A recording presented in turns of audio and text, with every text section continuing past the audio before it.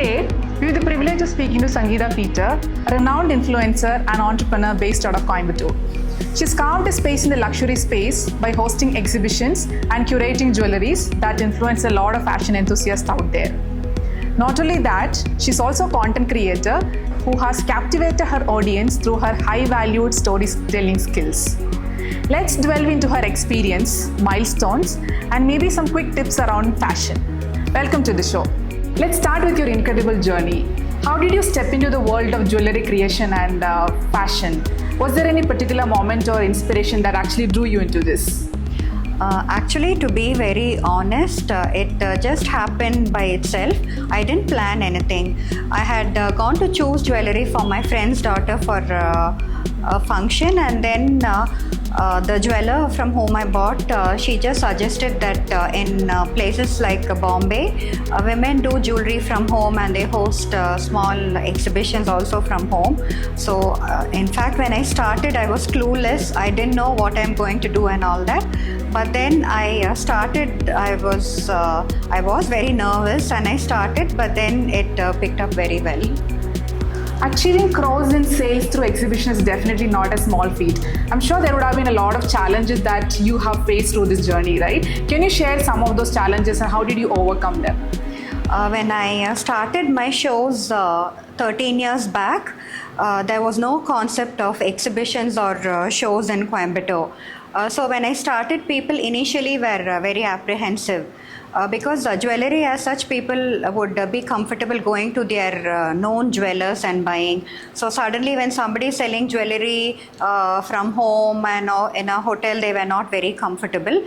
But then for my first few sales, it was only my friends, and then it is by word of mouth, they started slowly confiding in me, and now they've built the trust over me over the years.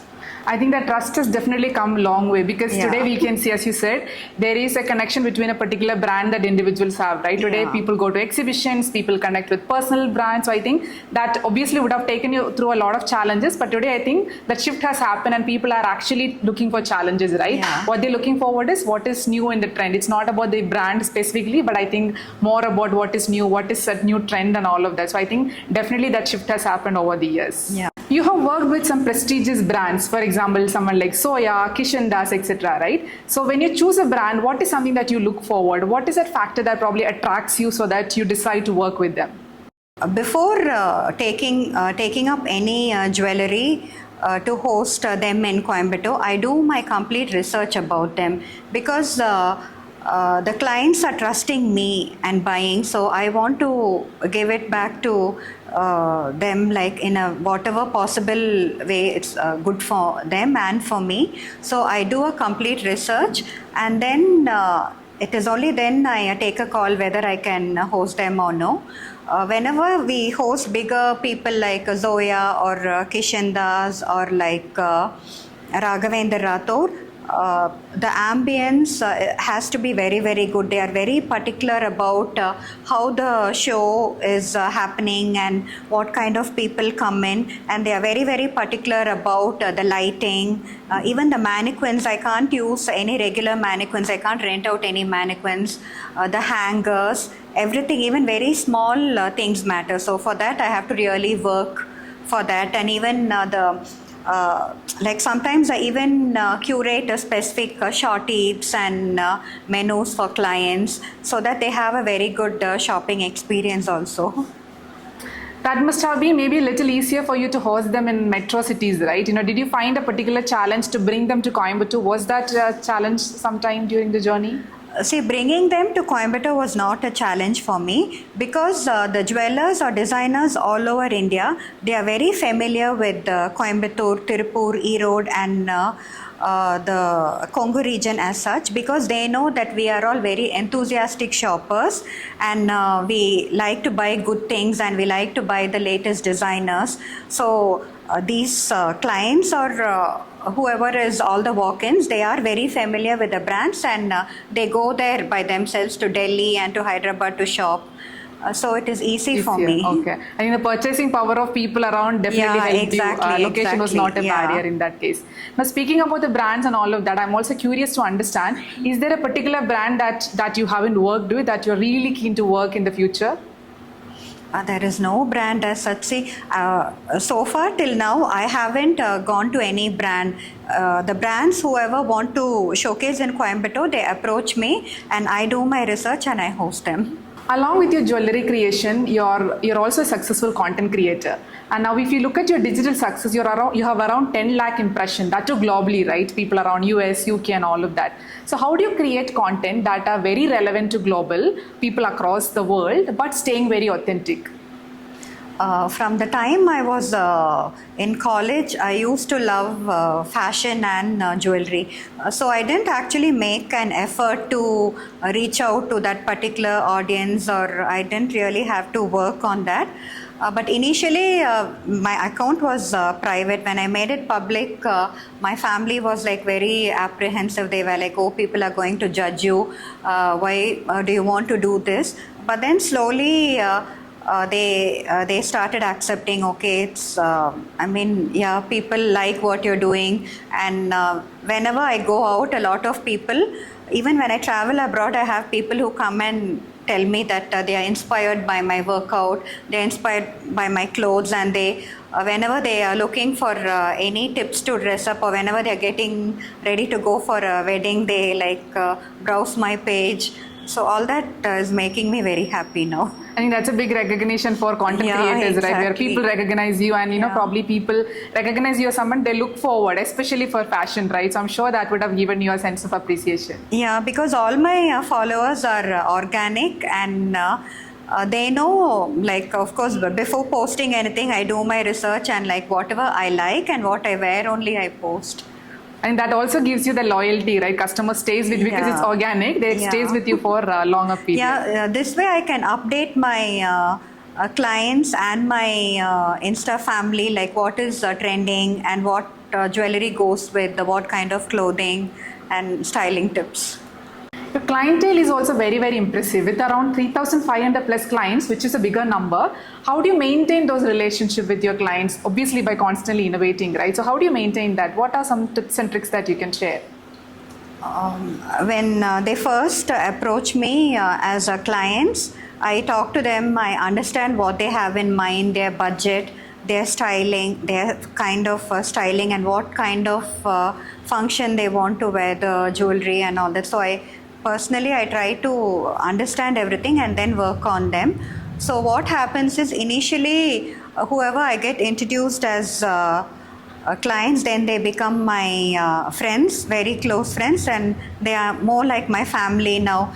I have designed jewelry for the mom, daughter, and now even for grandkids. And then they come to me for wedding, they come for Valagap, and then for baby shower and their first birthday. So I feel very happy, and I'm very grateful that I have clients who, over the years, I'm sure it is the experience that you are creating for your clients is only bringing them back. Not only them, but their family or friends, as you mentioned, right? So it's the loyalty that we see. It's obviously because of the experience, the pleasant experience actually you're giving them. Now, I think probably something that I'm personally very interested about, right? How do you think jewelry enhances an outfit? And also, do you have any quick tips around how to pair a jewelry to create different styles, or probably bring in different attitude, or probably occasions and all of that? Do you have any tips that you can share with us? See, I feel jewelry makes all the difference. Like, if you can even wear a very simple sari and make it look very elegant and very classy. And if you wear a choker, and then probably you can work on the earrings and wear like a bigger chandpalis. And I also feel that whenever you get ready for any occasion, the highlight should be on one piece of jewelry. Suppose if you feel the earring is the highlight, then you keep the necklace and the bangle simple, so that it looks very attractive. Instead of wearing everything chunky, I personally feel that you wear like one statement earring or one statement necklace. Another trend which I like to tell my friends is that during the daytime it's better to go in for a gold jewelry, gold, pearls or any beads. That goes very well for the day function. And for the evening we could work on stones like polki or diamonds, so which brings out the radiance in your face, and with the lighting and all that, it really enhances the look of any outfit. There is also this debate between traditional versus contemporary, right? And I think if I look at your page and the creations that you have, you almost strike a perfect balance between these two. How do you do that? Do you have any specific tips that you kind of maintain this balance? According to me, jewelry has to be classic, whether it is contemporary or whether it is traditional. I don't believe in quirky jewelry, which is too funky and all. See, because a gold or a diamond jewelry, we are paying so much and it has to last forever. So it has to be a bit of both traditional and contemporary. Now, I think one of the biggest theme in fashion is all about sustainability, right? So if you look at fashion from any angle, the theme of sustainability comes in. So do you think that there is a relevant trend in jewelry as well? Yeah, jewelry has to be the most sustainable because we pass it on for generations. Yeah. So whenever brides come to me looking for jewelry, I don't suggest those very huge harem or like those huge chokers and that martel and this jimki, which they are never going to use it again. It will be lying in the locker. So I always suggest my brides and their extended family also to go in for pieces which you can reuse. Like you can reuse it and enjoy wearing it more often. And now we also have this necklace which you can also wear it as an armband, or it can be converted to a bracelet. And then there is a RM which can also be used as a odyanam, and we can remove the pendants and use it. And even their hair accessories, after the wedding they bring those hair accessories, jadaville and all that, and I make it into small pendants which they can wear it often. I think that is very important also. Yeah, right? As you said, for jewelry, when you compare to fashion, exactly. that is quite expensive and you pass it on to generations. So something that is reusable and also stay in trend throughout years, right? So I think that's a very important tip that all of us should take away. Okay, now we spoke about sustainability, passing it on to generations and all of that, right? So jewelry is always a precious piece. So do you think jewelry tells a story about the person who wears it? Of course, jewelry brings out the image of a person. If I see or if I interact with a person a couple of times, or even when we meet them at functions, like we notice what kind of jewelry they wear, like whether it is subtle, whether it is modern, or whether a person like me, generally my friends keep telling me that, oh, you're too loud, you always like to wear big jewelry and all that. So basically it creates an impression it creates impression. Also style, right? Yeah, exactly. Yeah. Styling and impression also. Yeah. So sometimes we also say, no, maybe when we see a jewelry, okay, this is something that suits you, because we'll say, because now over the years I've seen my clients and my friends and family, so it's like if I see them, I'll know that okay, this will suit you and this only you will like. Yeah. I know that this is your taste, you won't like anything else. So yeah, I think that's the biggest story that one can talk about their style. Wonderful. With fashion, jewelry and all that is continuously emerging, and also with this theme of sustainability and all that is coming in, what do you think is going to be the future trend in this area? The future is going to be mostly smaller jewelry and also solitaires, because today all the youngsters, they want to spend money on expensive handbags and branded watches and all that. So it will be more of a solitaires, or those tennis bracelets and solitaire rings. And even the jewelry is not going to be very big. After this, I feel the future is going to be more wearable jewelry, and it will be more of diamonds. I think there is an interest over there, but I think the trend is going to be most of like a daily use kind of sort of thing. Okay. Because every day you want to look stylish, you like to stack up on bangles or bracelets, and along with your watches also you can wear your tennis bracelet, and you can wear a different kind of solitaires, mix and match. So can I assume that stylish plus sustainable is going to be a theme? Yeah, exactly. Perfect. It's actually very inspiring to hear how she's built such an incredible brand in the world of jewelry and fashion. We wish you all the very best and success for your future from Humans of Kovai. Thank you. Sorry, I don't know what has she done. Cut. Should I say welcome to the show? Cut.